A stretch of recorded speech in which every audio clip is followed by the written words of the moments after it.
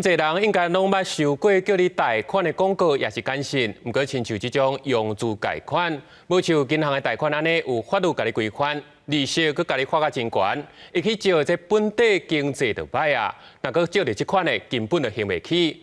有民间团体就提出因所定的这用资业法的草案，希望中央会当来立法管理。贷38万，但实际上融资公司已经新扣走了9%的手续费，实际汇入账户的只有34万5800。我女儿领到钱还要转给那个代办业者7万。帮小姐讲，伊的查某囝是有智能中介的新型中介者，做线工每个月领1万多块，所互用资公司成，用资贷款38万，实际上敢若摕到27万多，我要计共爱还50几万。完全没有考虑到我女儿她是不是有认知能力，还有那个还款的能力。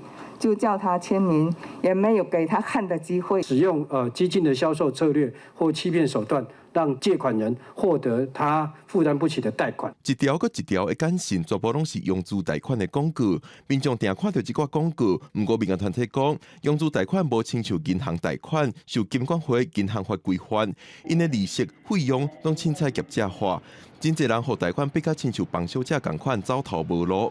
侪民间团体共同提出民间版本的用资业法草案，希望通过立法，互国内有法规通规范管理这挂用资公司。你若是银行以外，你要做贷款，即借钱互人，你要有许可，有一寡规范啦吼。比如讲借钱会当借到倒位的上限，利息偌济，违金偌济。民间团体网价用资贷款的契约条文、营业资格等等拢规范，而且由金管会做主管机关，避免有愈来愈侪原本就经济弱势的人，阁因为用资贷款受害。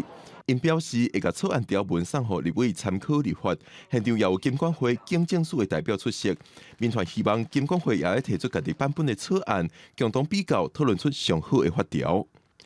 记者郭林玉凯台北报道。